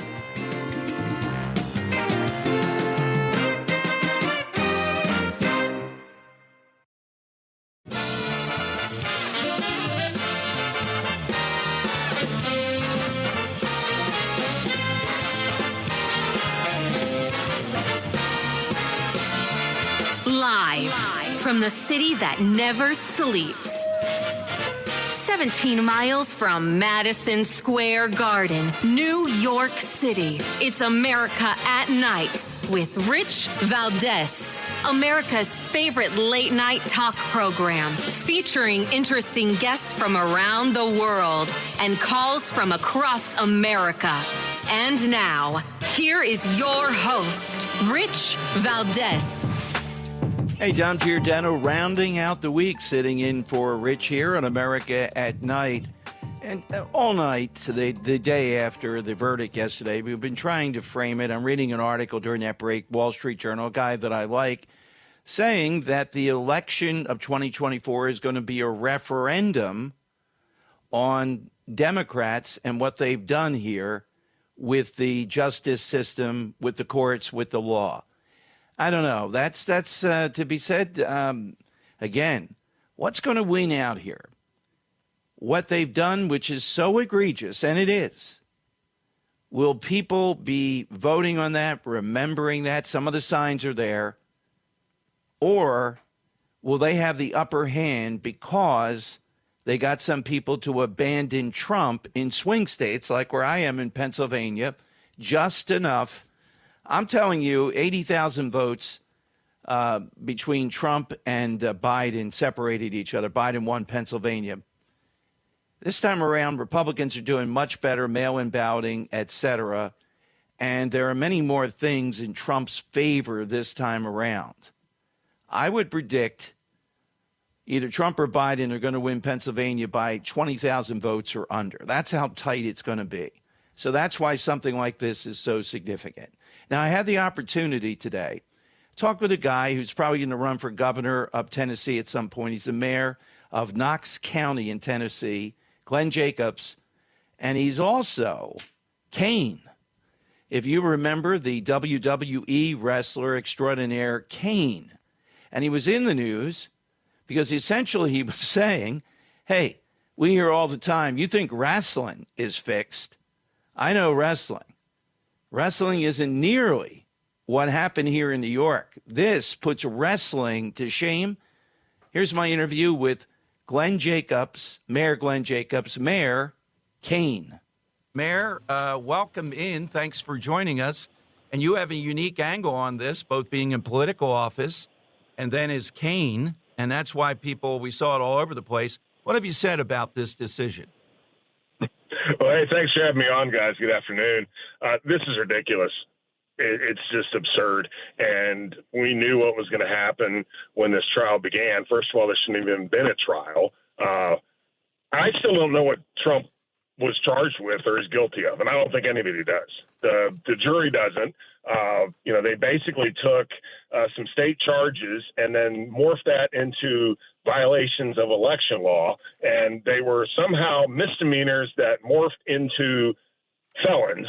And, of course, the whole thing was just so they could put that label on Donald Trump as saying he's a convicted felon. That's what this is really all about. It's an incredibly sad day for America. No matter who you are, you hate Donald Trump. It doesn't matter. What you have to look at is how badly the criminal justice system has been perverted by this. And I think there's going to be massive blowback come November. It's already happening. You guys are talking about the fundraising that's gone on. 30% of the donors from yesterday that contributed $34.8 million to President Trump were first-time donors. That tells you, I think, all you need to know about. What was that stat again, Mayor? What was that stat again? You have how many? Yeah, 30% of yesterday's donors. He raised $34.8 million yesterday. 30% of those people were brand new first-time donors. And you're in the business of politics. You run for office. You know that when you get somebody. I had a guy who was doing a national show, Mayor, tell me he was donating $10,000, and he's a guy who had never given more than $25, even to Trump or anybody else. Some of them were hefty, and these are guys publicly who have voted for Biden before. By running for office, how important independents are. You got your base. The other side has their base. But this is the type of thing that seems to be moving independents Trump's way. Yeah, that's exactly right. What percentage they are, but probably 60% of the people you're not going to move, right? Because they are where they are. It's the other folks that the two things you do in an election is you try to turn out your base as much as you can, and then you try to get the undecided folks on your side. Yesterday went a long way in both for Donald Trump. Yeah, I mean, it'll probably help with the far left and, their people, but they were going to vote anyway. The hardcore Trump people, such as myself, we're going to support Trump anyhow. But it's those people in the middle now that are seeing this grave injustice that has been done. Americans believe in fair play, right? And Donald Trump all of a sudden has become the underdog. He's become persecuted. If you look at, folks that are always talking about the problems of the criminal justice system, right? Minority folks, all of a sudden, Donald Trump is right there. Anyone who's ever been stepped on by the man or felt that the government's coming after them, the criminal justice system is persecuting them, all of a sudden, Donald Trump became them. And that's extraordinarily bad for the Democrats come November. Yeah, without a doubt. And Mayor, if you're talking to him again, as you've been over the course of time, the best line, and drill down on it, when he says, if they can do it to me, they can do it to anybody. Don't blow past that once you say it. It's true, and it resonates with people. It makes them think a guy with all this money, celebrity, lawyers, former president, currently the leader in the race to be president, if it's that easy to put this guy in jail over nothing, what can they do to me or you? Yeah, and I'd also like to say I admire Donald Trump's courage. It's unbelievable. You know, he is sitting there. The entire world is coming down on him, right? You know, the federal government, New York, everybody, and the guy keeps on fighting. If that were me, I'd been like, man, Mar-a-Lago's really nice this time of year. I think I'm just going to go there for the rest of my life. Or go back to wrestling. Go back to wrestling. And he sits there. He stands there and fights back. It is truly remarkable, and thank God he's doing it.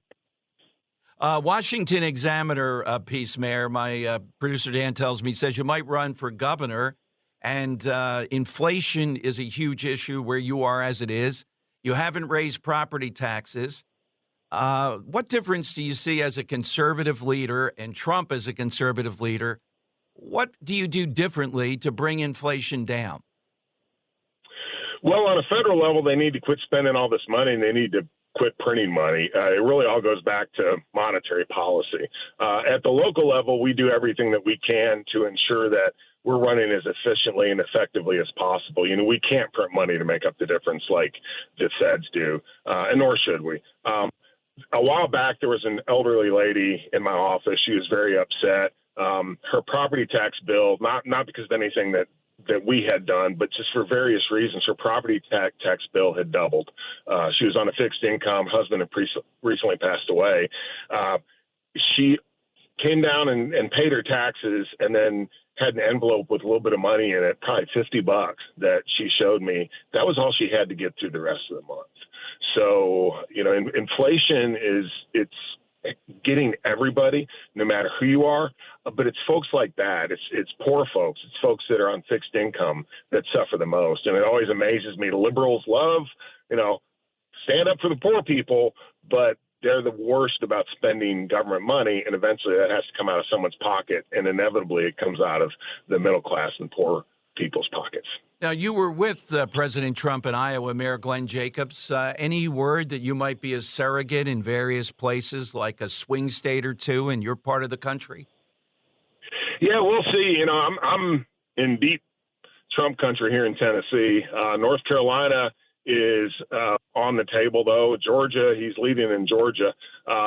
So we'll see what happens. I'm sure I'd be happy to do that. I'd be happy to help him out any way that I possibly can, especially now. Yeah, after this, absolutely. You launched the Skilled Trades Academy and Regional Training Center to focus on vocational education a few years back. Talk about that for a minute and what you've seen as a mayor, how important that is. Yeah, there's a huge lack of folks in the skilled trades, and that's bad for all of us because if you find a good plumber nowadays, you better put them on retainer because, like a lawyer, because they probably have to be back because they're all so busy. So there's tremendous opportunities for people getting into that field, but there's just a huge lack, which actually hurts our economy and hurts our productivity. That's part of the reason that we're seeing housing prices go up so quickly and all of those things. So for me, it serves two purposes. Not every kid's going to go to a 4-year university. We know that. That's fine. Everyone has different skill sets. For far too long, our education system pigeonholed kids and said the way that you're successful is you get through high school, then you go to college, get a lot of debt, get some sort of degree, and then figure it out. Well, that's not the way to do it. What we need to do is ensure that kids are exposed, and other people too, are exposed to as many different career paths as possible so they can figure out how to use their gifts to their advantage, figure out what they like, figure out what they don't like. And then economy as well. Again, we're just in a lot of trouble because we don't have people that can do these very important jobs. Absolutely. Well, look, Mayor, we'd love to meet you if any path ever brings you to Philadelphia. Our listeners are thrilled the times that you've been on with us, and you weighing in on this matter with President Trump brings a special angle to it. So we hope that you're going to be out there doing some of that stuff in addition to your other duties. Well, guys, I appreciate it. I always have a good time on your show. Thanks for having me on.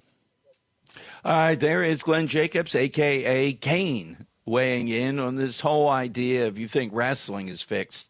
What about this? By the way, there's $53 million raised, 53, maybe a little bit over that, is more than $2 million an hour during the 24-hour period, and it doesn't appear to be abating too much.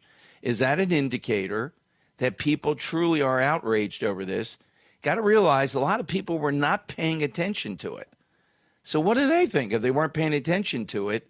What happened here? All right, your calls are next. Dom Giordano sitting in for Rich Valdes. This is America at Night with Rich Valdes.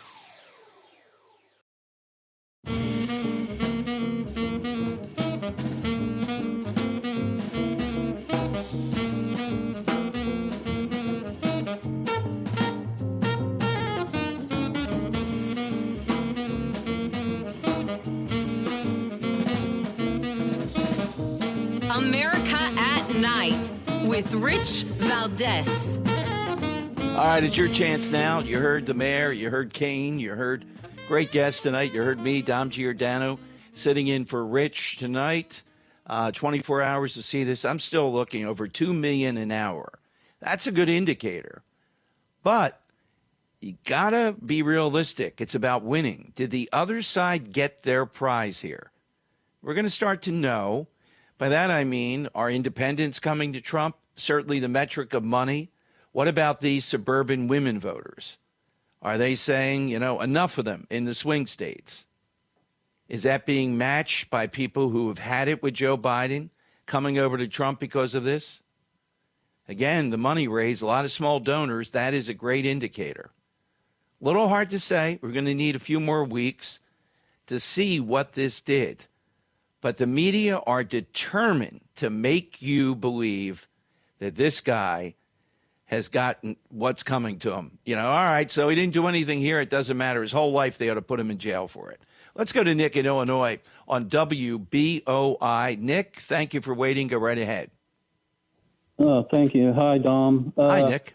I created a new word for these people that might be on the fence, to vote for Trump because of the whole felon label.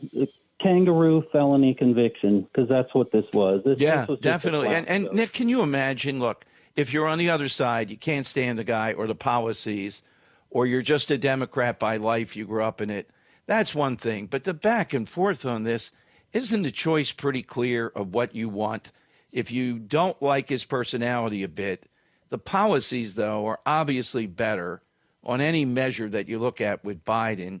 What's so hard to decide one way or the other? Yeah, because some people look at the personality, and I've argued with people like that. It's I don't know what they're thinking, because policy matters. There's some things Trump says I don't like, but I'm looking at policy. And someone said to me yesterday, well, I prefer my presidents not be a felon. And I don't know what made me think this, but I just said, I prefer my presidents now to be felons, because that proves to me they're not in the corrupt elite deep state cabal. I mean, that is a good return on that. That is a good start, Nick, because people are going to hear this a lot. And we're going to hear, I have already seen it, it's gone back to attacking people who are evangelical. We've already litigated this over 8 years. Evangelicals said what you said. Yes, I don't like the marriages and the divorces, but this is about policy. Megyn Kelly said, I'm not electing a husband, I'm electing a president. Yeah, it just makes me, I'm definitely going to go. I may move back to Florida. I have another home in Florida. Move back there just to be able to vote, because I'm in Illinois, just to be able to vote in a state that's at least a battleground state. That's how furious. I mean, this is something out of Putin's Russia, Navalny, where they locked up Navalny because he got too high in the polls. Yeah, if people believe that in significant numbers, then it's going to make a difference. Thank you, Nick. Great call. Appreciate it very much. But that's the tension. I try to tell you the truth as I see it. And I see the other side here. You have people in the suburbs, and where I am in Philadelphia, these 4 suburban counties go a long way to determining who's going to win in Pennsylvania. And as you know, if you listen to me sitting in for Rich, whoever wins Pennsylvania is going to be president. It's going to fall that way definitively. It's almost a mortal lock. This is ground zero. You would not believe the amount of money spent. The Trump people are opening an office on Tuesday here. We still don't know where it'll be, I think, because of security reasons. Biden has 24 offices across Pennsylvania. He's going to out-office them. My point is, could there really be people undecided? The guesstimate is maybe 250,000 people in the 6 swing states are going to determine things, by and large, and turnout. With the people that support one or another. Biden's having a lot of turnout problems.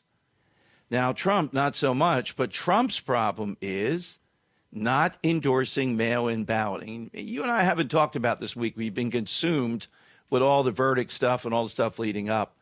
I just hope he said it on Truth Social, but come on. You're not going to win in these swing states where I am in Pennsylvania unless Republicans do maybe 3 to 5 percentage points better. 5 would do it in mail-in balloting. That's all that's needed. Can President Trump pivot? We know what he said about 2020 and all that, but he said on Truth Social, vote early in states where you can vote, harvest voting in states where you can do that, and mail-in balloting. If you don't, I'm telling you, you're not going to win Pennsylvania. I am going to vote by mail-in ballot, and I have shown up for every election in my life all the way back to the age of 18, primaries, anything else. But I'm doing it because I believe in it. Stuff happens around Election Day, and people don't mean to miss, but they do. And then you have these voters who, even in something as ferocious as this, are not paying attention to it. But they would probably vote for Trump over Biden, but they're not motivated enough to go to the polls that day. So what do you have to do? You have to give them chance after chance to fill out a mail-in ballot over the course of time. I know it's disgusting. How in the world could you not be engaged with the history we're seeing play out in front of us? But we have people that are in that mode. It's just that simple. That's what the problem is. This is very doable.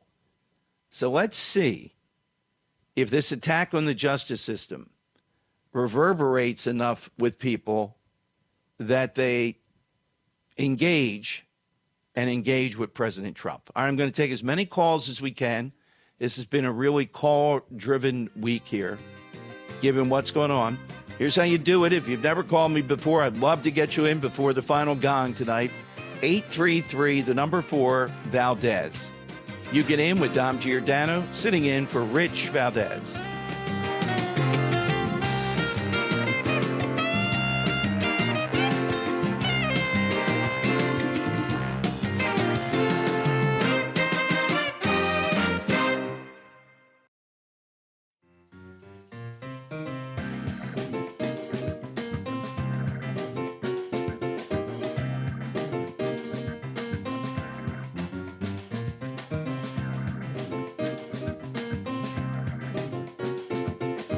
This is America.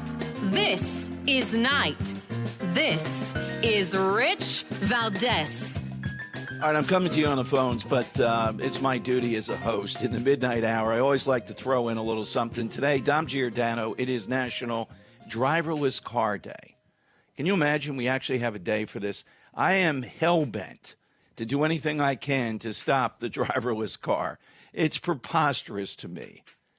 I don't know 100 years from now, 50 years from now, the technology, or someone that has some kind of handicap and it increases their mobility, okay.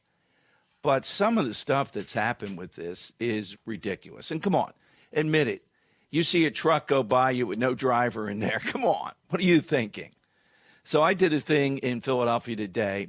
What are some things that a robot, in this case, driverless cars, will not be able to do as well as human beings. You know, what are the things they can't do better? A lot of stuff with AI. AI is okay in some things, but there was a story written by a lot of these local papers are using AI to flesh things out.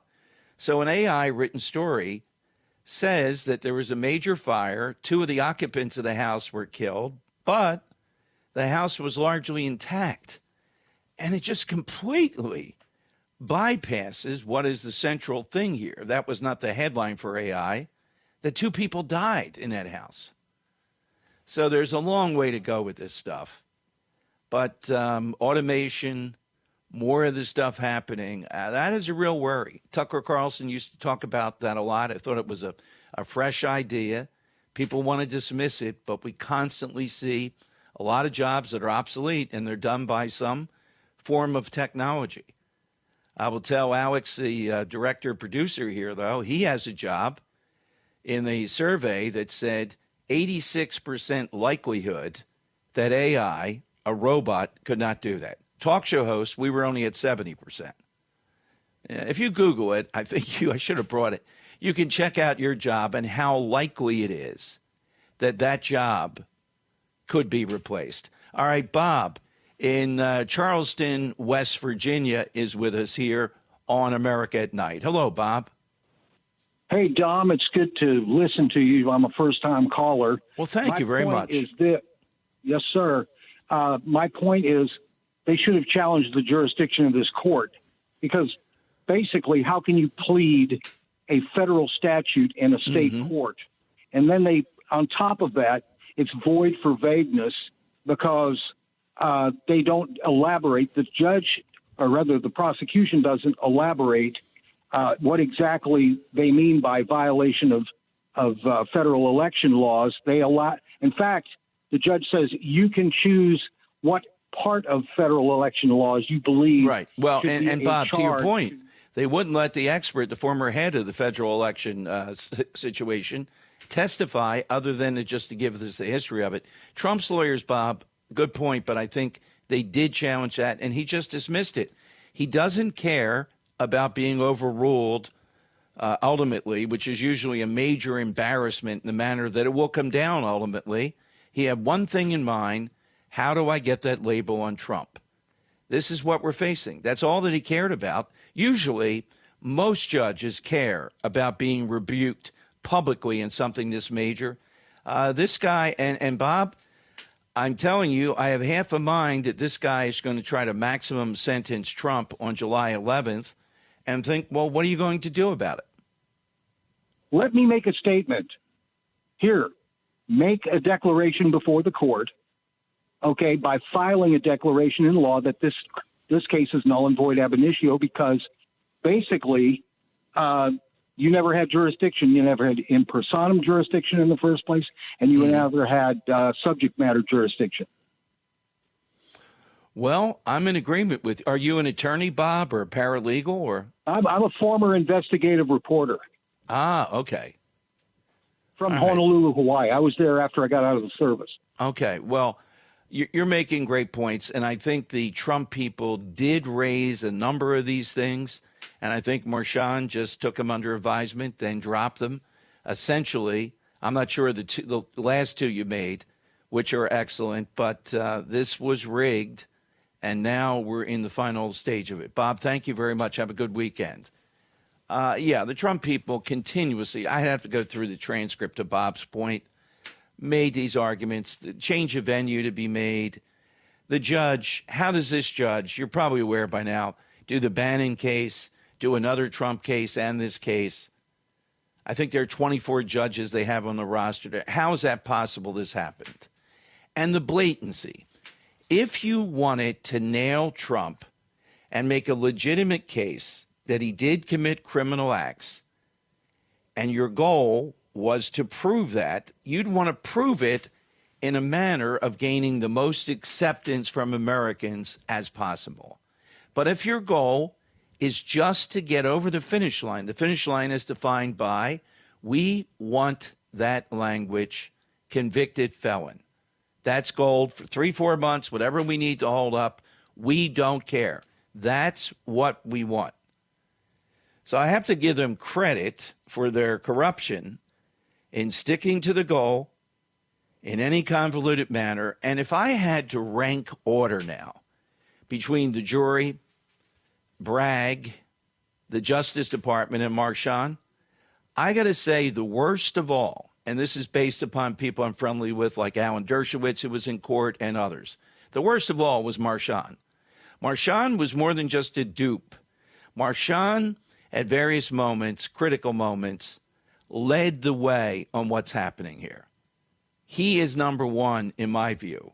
As bad as Bragg is and the stuff that's going on in New York, this guy was the mechanism with the power of the judge in order to push this over the finish line. And again, that's all that they wanted. They've gotten that. Now we'll see, is that as potent as they think it is? Or is it more potent, the outrage that's out there? The early results show the outrage is incredibly strong, but nobody really can figure out, is the outrage just the Trump base, pretty much, $53 million raised? Is it more likely beyond that? It's going to be amazing to see how these people that are undecided, how in the world can you be undecided about Trump? You either hate him or you love the policies, you love what we've seen. I mean, it's a force that it's impossible not to determine how you would vote. Biden is just, it's going to be hard to have a referendum on Biden simply because Trump's personality and the stuff that goes with him is so overpowering. But if it was based upon Biden, there is no getting around inflation. People see it constantly. How in the world do you want more of that? Because that's what he's going to do. And he will become more and more incompetent. And if something happens health-wise, you know who's in there. Incompetency beyond belief. Just that alone, the fact that Kamala Harris is next up with a guy who's 81 and doesn't appear to be in good shape at all. He was with the Kansas City Chiefs today, the president. They came to the White House winning the Super Bowl. And Butker was there, as far as I know, I believe I heard it, the field goal kicker. Travis Kelce said he was afraid if he said what he wanted to say, he'd be tased. I'm not sure what that was all about, but I saw some of it. All right, phone lines to get in. Come on, jump on board. Last call of the week. 833, the number 4, Valdes. This is America at Night with Rich Valdes.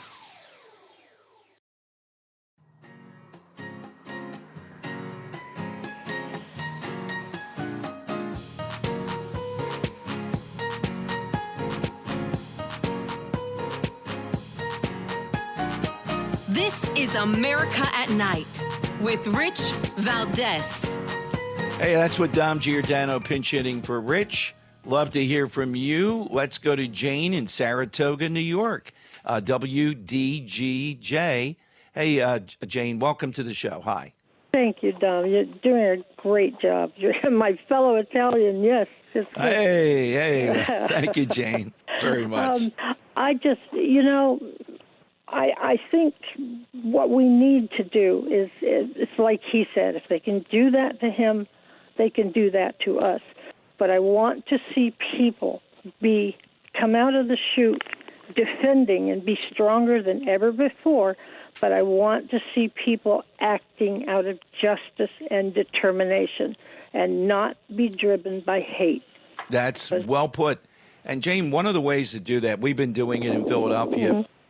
I have Scott Presler, who you may have heard this week, and I have this woman who's the election integrity person. Presler shows people how they can volunteer and help drive the vote legally. This woman, Linda Kearns, that we have, who's an attorney, through my show has gotten hundreds of people to be poll watchers and watchers after the polls where the voting mechanism goes to ensure election integrity. People can volunteer in any of these things rather than just being outraged, and it's great to contribute money. To your point, these are productive legal ways to win this election. Never thought the jury was ever going to go in his favor. The judge is part of a support group that Stop Republicans. Yeah. Well, Jane, you were right and I was wrong. I thought what was going to happen is that a couple of them, based on this, were going to, based upon several people we had in the courtroom, there was going to be a hung jury. But I can see now the pressure in New York is so overwhelming that some of them just went along and said, it's not worth it. My life will be miserable. I have to move out of New York if it comes out that I stopped Trump from being convicted. You know what? Trump is brave, and he is good. He's intelligent. He's brave, and he is so strong. And he's been prosecuted, and yet he still is coming out strong. And I think that is so admirable. And guess what? I'm a white woman in the suburbs. How about that? Well, Jane, you fit a great demographic, just being you. Thank you, Jane, very much. Good to talk with you tonight. Again, though, the reality of this battle is, will Democrats get what they want out of this? You got to understand, it's small increments. They're thinking this is the trigger. That's what it is. It's the trigger for these sentiments people are harboring in the suburbs around Philadelphia. That's the one I can speak to. Because Trump has done a good job of dismantling the siren call of abortion. You know, he has finessed that, I think, in his own way, more effectively than a lot of Republicans. I mean, I'm still in shock that a guy as smart as Ron DeSantis, in order to win Iowa, went with a 6-week ban type of thing, which is completely unreasonable. Not pro-life, but unreasonable. Trump hasn't done that. But this allows people to say, I have to look my kids in the eye, neighbors and all. I can't do that. He's a convicted felon. Can they really look past this kangaroo court and say that? That's the question. I mean, I hear what Jane is saying, and we see the fire now. But is this a referendum on the justice system? I'd go back to it's a referendum on a selfish president with visions of grandeur and incompetency, Joe Biden, who had these historians tell him, you want to be a significant president in the history books like FDR and LBJ, you know what you have to do. You have to spend. Spend more. You can't spend too much. And look at what Biden has done. Tomorrow is grocery shopping for me and my wife, Ro. Might be for you. Saturday's a big day for that. Just look at the prices. All right? Maybe you don't. Maybe you just have a new number. We never had, even when the kids were at home, routinely over $180 weekly shopping. Certainly not over $200. And routinely it hovers right around there now. And we're probably getting less. Why is that? Because of what Biden has triggered. I mean, that's the type of thing that the election is about. I'm still not believing illegal immigration is bigger than that. I know it's emotional. I've been to the border. I've done countless shows on it. I get it. I think it's everybody's everyday fight. And the arrogance of the Biden people telling you and me that we don't understand how the economy works. Well, we know how our own economy works. We're looking at it. Even if your wages are up a hair here and there, you can't keep up with what he's done. And the first thing that President Trump would do that is almost a secret sauce, release our energy. You release our energy, we get a running start on inflation. And then other things have to be done, of course. But that's the biggie. It solves so many things. But you know he is not going to do that because of the left wing of the party and his own view, I guess. All right, more calls we're going to get into here. You get in at 833, the number 4, Valdes. You're with Dom Giordano. This is America at Night with Rich Valdes.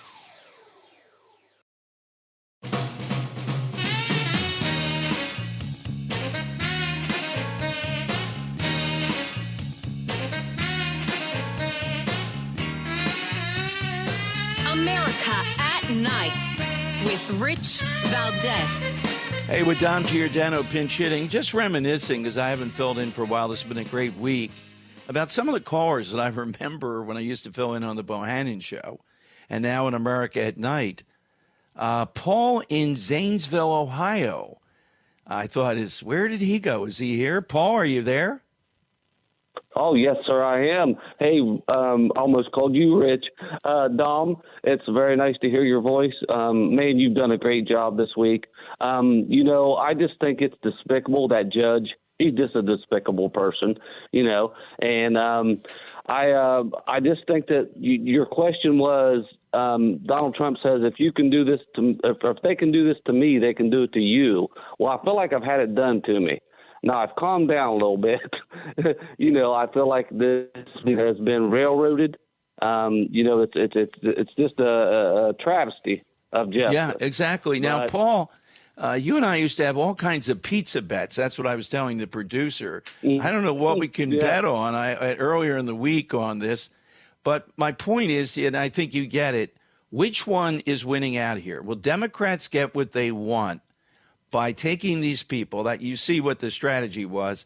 You get convicted felon on. Some of these people in the suburbs can't vote for them. Or are we going to see independents outraged saying, no, what's happened here is a travesty? That's why the Trump people had to be skillful here. I think they can win the day. But if they're not punished at the ballot box, you're going to see a lot more of this. Okay. Well, in the long term here, I think Trump's going to win. But you had a gentleman call last night that said that the Rich Valdes show and you as the fill in the guest, Dom Giordano, well, that's with an M, Dom, D-O-M. That's right. Yeah. He said that you guys lied. Well, let me ask you, sir. Is it a lie that our borders are wide open? Is it a lie that Joe Biden has shut down our energy? Is it a lie that he's almost turned his back on Israel? Is it a lie that he's funneled money to these terrorist groups through Iran? Not to mention what Hunter and his son, he's done. Well, now, look, it's going to get interesting here, Dom, because now Hunter's got to face face the fiddle. No, I think that's wrong, but face the music. And Paul, isn't it amazing? The week after Trump is found guilty, Hunter Biden in the docket with a case that, at least on paper, is going to result in a conviction. Paul, so great to hear from you. Hope we do it again sometime soon. All right, sir. Thank you very much. You've done a great job, and thank everybody for listening. This is a great show. Well, thank you, Paul, very much. Yeah, I dearly miss, and I was reminiscing with my producer, Alex, about some of the people that used to call me routinely. Hopefully, I'll do it again for Rich if everybody's happy with stuff. I love doing it. Follow me on Twitter, though, at DomShow1210, at DomShow1210. You could see some of the things that I'm up to every day and some of the guests we bring you. And I hopefully did well this week for Rich in bringing us here. Just wanted to thank the entire staff, though. Alex, the main guy that I work with. But a show like this does not work without great producers. I don't know if they're 40 or 50% of the show, but I've always thought that with my own in Philadelphia. All right, maybe it's a 50-50. It's a partnership. Thanks for listening tonight. Better days ahead. Dom Giordano sitting in for Rich Valdes on America at Night.